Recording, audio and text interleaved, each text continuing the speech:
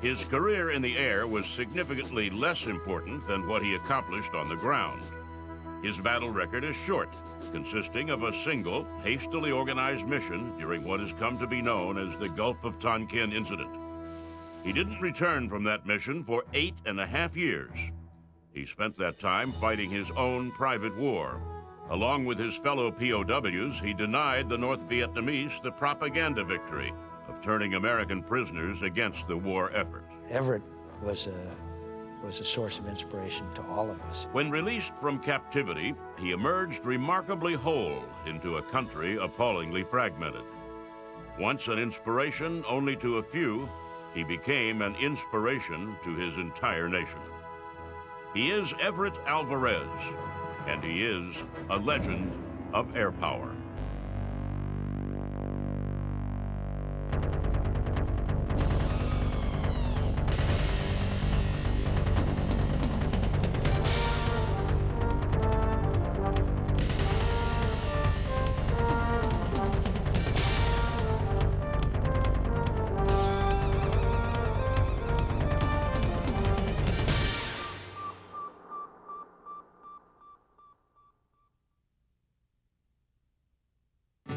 Everett Alvarez was born December 23, 1937, in Salinas, California. Salinas was a tough town, a center of what came to be known as agribusiness, where the divisions between the haves and have-nots were sharp and seemingly insurmountable. His father was a stern taskmaster. Everett Alvarez was not a tough kid. In fact, it was something his father worried about. His father bought him boxing gloves, hoping to make him into a man. What the senior Alvarez mistook for weakness was in fact a deeply serious nature. Everett was determined to escape Salinas and to make an impact on the larger world outside. He became the first member of his family to attend college, and in 1960 received a degree in electrical engineering from Santa Clara University. Flying east for a job interview, he found himself more fascinated by the plane than by the job, and enlisted in the Navy's Aviation Officer Candidate Program. One of the reasons he joined the Navy was he thought it would give him social grace. He felt because of his ethnic and poor background that he didn't have the social graces necessary to succeed in America. He took his flight training in Pensacola, Florida, and Kingsville, Texas, and in November 1961, he got his wings. His first assignment was to attack Squadron 144, first at Naval Air Station Lemoore, and subsequently aboard the USS Constellation. It was, according to Alvarez, a great time to be a pilot. It was still a lot of partying. It was a real sort of a real gay, real, hell-bent for leather. The World War II flying, when you come in and everybody's toasting and partying, and then you go out and fly your plane with the scarves and all that. You think of it in those terms. Alvarez was single when he left for his first tour of the West Pacific. For 6 months, he lived the life of a naval aviator at sea, immersed in the honorable rituals of officers and gentlemen. It was an uneventful tour, played out against the background noise of the Cold War. And Alvarez returned to the United States for shore leave, a happy man. I was married just before I left on my second cruise. I was married in December of 1963, actually 6 months before we left the States. He was young, in love, and on his way to sea for a second 6-month tour. By the time the Constellation arrived on station in the South China Sea in 1964, the United States was already involved in a game of superpower saber-rattling over the regime in North Vietnam. The communists there had succeeded in driving the French colonialists out of the country and were openly threatening the capitalist South. The United States, convinced that the fall of South Vietnam would precipitate a communist takeover of all of Southeast Asia, had already placed advisors on the ground and was making a strong show of naval force offshore. On August 2nd, in the Gulf of Tonkin, 3 North Vietnamese PT boats came close enough to an American destroyer that the destroyer fired at them. the nearby aircraft carrier USS Ticonderoga launched 4 fighters to aid the destroyer, and after a 20-minute skirmish, one of the PT boats had sunk. 3 days later, the 2 American destroyers reported they were under attack by other PT boats. While historians debate whether this attack ever really occurred, President Lyndon Johnson took the report seriously enough to order retaliatory strikes on North Vietnam. Aboard the Constellation, Attack Squadron 144, including Everett Alvarez, set out to execute a hastily called attack on the harbor at Hong Gai. Alvarez climbed into his Crusader and, along with 15 other aircraft, launched into one of the first battles of the Vietnam War. The harbor was obscured by a layer of smog and a layer of what turned out to be the smoke of anti-aircraft fire. Alvarez went in low, but couldn't get a fix on his target. I had made a second pass, which is I shouldn't have. And in exiting, we were inside the harbor. I had to cross over a piece of land, and I was joining up on my lead. I was the wing, and I was very low, and I was going very fast, and I was just skimming the trees tops as we're heading out, and I got hit. He saw a flash, smoke, and managed only a short radio transmission before he punched out. I remember before we launched that day, it was a Wednesday, and we had gone through our briefings, what have you. Went down to get a bite to eat in the wardroom, and I remember noticing that Wednesday is roast beef night aboard ship, and this is strange, but several hours later, when I was shot down and floating in the water before they captured me, I remember thinking, son of a gun, I want to miss roast beef night. It is safe to say that Alvarez had not yet come to grips with the reality of his situation. America was barely involved in the war in Vietnam when Everett Alvarez was shot down. In fact, 2 days after he was shot down, the United States Congress passed the Gulf of Tonkin resolution. The resolution authorized President Lyndon Johnson to take all necessary steps, including the use of armed force, to protect American and Allied forces in Southeast Asia. Alvarez, of course, knew nothing of political developments in the wake of his shoot-down. He had landed in the water and found himself quickly trapped by North Vietnamese. I was surrounded by fishing boats. Turns out they were fishing. Everybody in that country belongs to a militia of some sort. They had all these rifles, and they surrounded me. It didn't take very long for them to... I was trying to hide and underwater and swim, but they outnumbered me by hundreds. And they found me, and they captured me, took me in. Because he was the first American POW taken by the North Vietnamese, there was no standard operating procedure for processing POWs. In fact, because the United States and North Vietnam were not legally at war, the North Vietnamese treated him not as a POW, but as a criminal. They took Alvarez to the naval base that had just been one of the targets of the American air raid. They stripped him and bound him, wrapped his face with a blindfold, and locked him up. That's when I first began to realize, I'm hurt. I mean, I hurt. It was the adrenaline that I think was starting to wear off. They interrogated him almost constantly. They wanted to know about his unit, its assignment, and home base. They wanted to know about his ship and its capabilities, his family, his politics. Alvarez refused to answer, repeating only his name, rank, and serial number as required by military law and custom. They blindfolded him and moved him to an isolated farmhouse.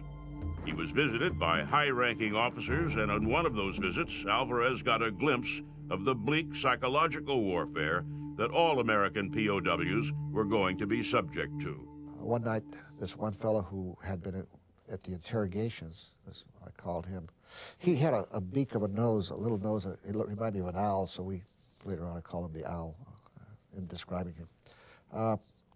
He came in one night, got me up. He says, "You have refused to answer our questions. You refuse to answer our questions." I said, "Well, I can't."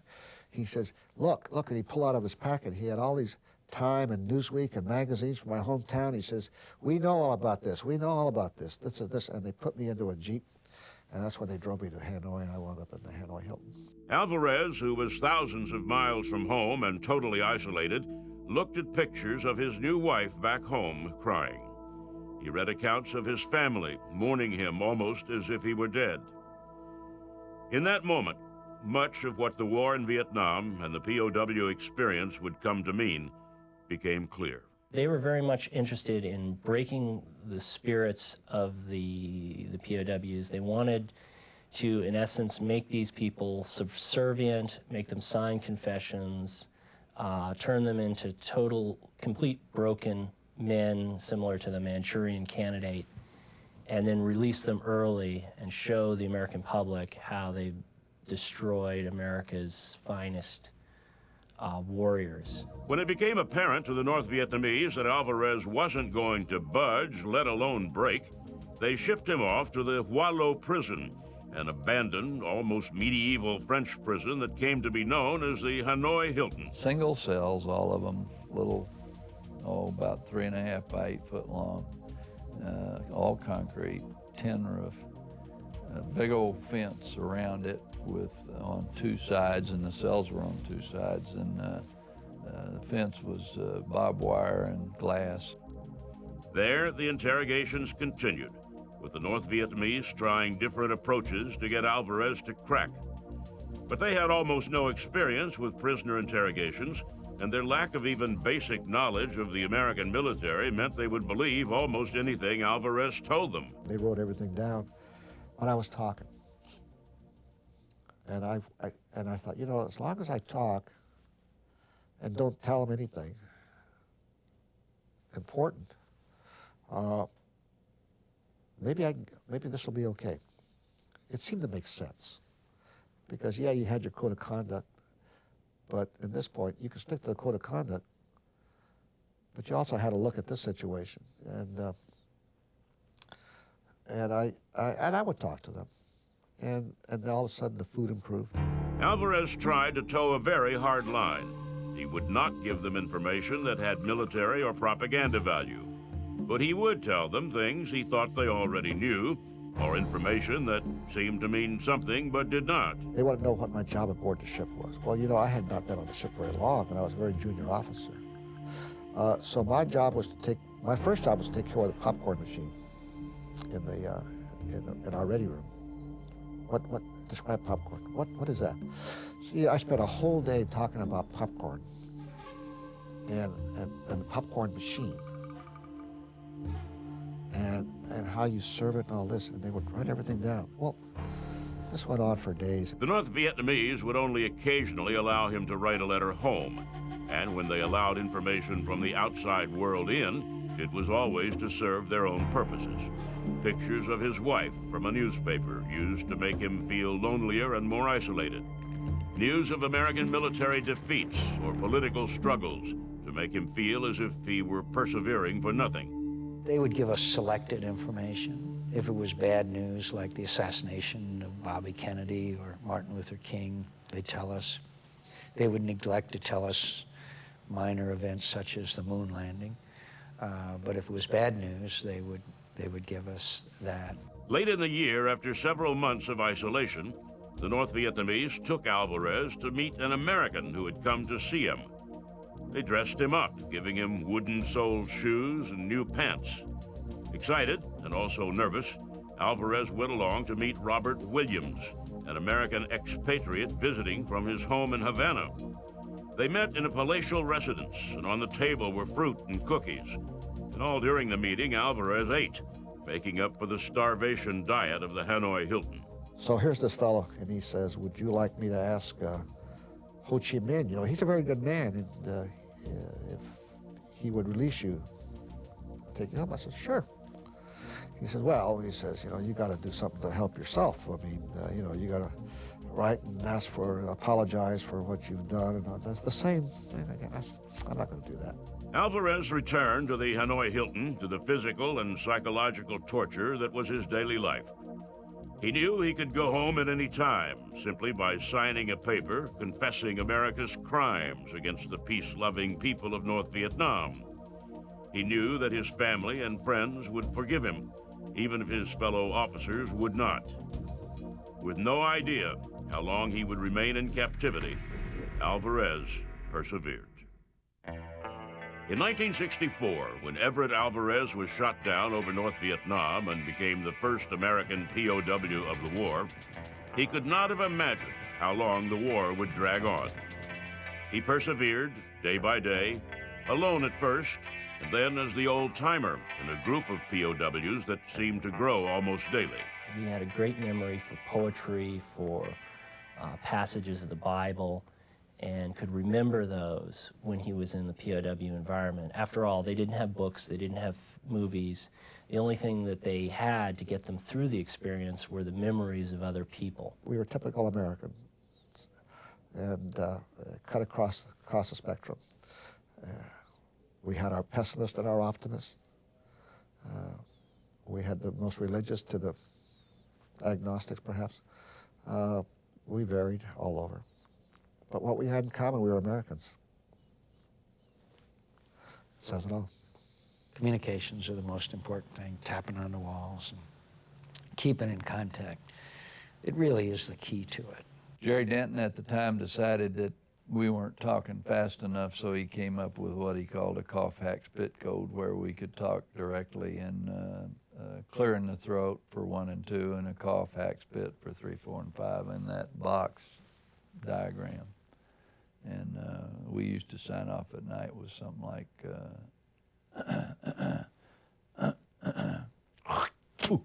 which is GBU or God bless you. He scrawled Bible verses on the walls of the Heartbreak Hotel, the main processing area that all American POWs passed through. He entertained the other POWs with stories from literature and his life. As importantly, he listened to the other POWs and understood what they were going through, because he had gone through it as well. Just the thought of going through that day after day and year after year, you know, your families, your kids grow up, you know, they grow up without dads. And it was just a terrible thing to have to think about. As the war dragged on, the North Vietnamese, hungry for propaganda victories, increased the pressure on the POWs. Torture was commonplace, and several Americans were tortured to death.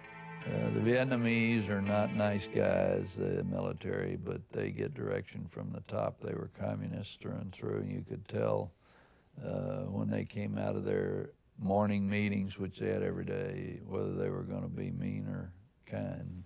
Came out smiling, you knew we were going to have a good day. If they came out with mean looks on their faces, you could figure we're in for some bad treatment. And I remember, you know, at night you hear the jingle of the keys, you say, oh God. That feeling inside you, knowing that, is he coming towards my door? And if they got closer, and then you hear the door the keys in the door lock being turned, and you realize, okay, it's somebody else. In a way you go, whew. On the other hand, you say, God bless that kid, that guy. You know, be with him. And then when it was your turn, you said, oh, Carmen. And there was no way to get out of it. In 1966, the North Vietnamese paraded several dozen American POWs through the streets, hoping that public humiliation would cause the United States to pull out of the war. My mother, when she saw the pictures of the march of the July 6, 1966, they marched, 50 of us, through the streets of Hanoi, and she saw a picture of me. I mean, it made her. She went into the hospital. That's how hard it was on her. The years passed, and the community of POWs grew. New prisoners came in and were accepted and indoctrinated into a strong, if struggling, community of POWs. They brought with them tales from the outside world, including the plots of movies that resonated with those long held captive. Now and then, a letter from home would get through. The POWs held on to those contacts with the outside world as if their lives depended on them, which they did. For Alvarez, the critical link was his wife, Tangi. They had been married barely 6 months when he was shot down, and in the letters that changed hands, he could see that his captivity was hard on her. One of the most heartbreaking moments in the POW experience for many prisoners, not just Everett Alvarez, was when the Vietnamese announced on Christmas that that Tangi had, in essence, abandoned him for another man. Timed for maximum impact, the announcement rippled through the Hanoi Hilton. Alvarez, who had endured so much, who had been there so long, who had behaved so honorably, was crushed. If anything would break him, this was it. Surely, there was nothing left worth fighting for. So you're thrown into the ropes, you're put into a situation, you're starved, you're beaten, you're getting beaten up, all and on, whatever it is, they're working on you to do it. And you have to make that determination yourself. How far do I go before I'm giving it? How much does it have to hurt before I do it? In the end, he signed confessions of hostility toward North Vietnam. When you're in that prison situation that I was in, when I'd start feeling sorry for myself, I would think of Everett Alvarez, who'd been there some 2.5 or 3 years before I was. So Everett was a source of inspiration to all of us. The confessions were of absolutely no military significance, but the North Vietnamese carried them off as triumphantly as they had once carried off Alvarez's descriptions of American popcorn. And Alvarez returned to a community of POWs he had helped to build and strengthen. And far from condemning him, they nursed him back to health, reminded him that he had done his best, and that his best was all that could be reasonably expected. Well, basically, I think that they had pretty much decided that anybody could be broken. You know, given enough time and the right resources, you can break anybody.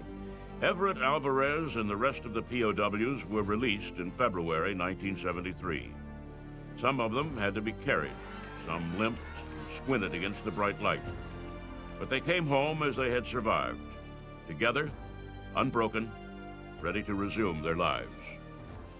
Basically, we live from day to day,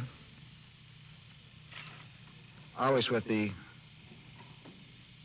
state of mind that we made it through one day before we can do it again. I think a lot of us always felt guilty about was that we were welcomed home as heroes and the other Vietnam veterans were not. Alvarez had been in captivity for 8.5 years, nearly 3 times as long as the longest time served by an American prisoner in World War II or Korea. He had survived all of the longest war in American history, from its opening shots to its closing salute. He came back to a country radically changed, but he was remarkably optimistic, ready to resume the life he had barely known.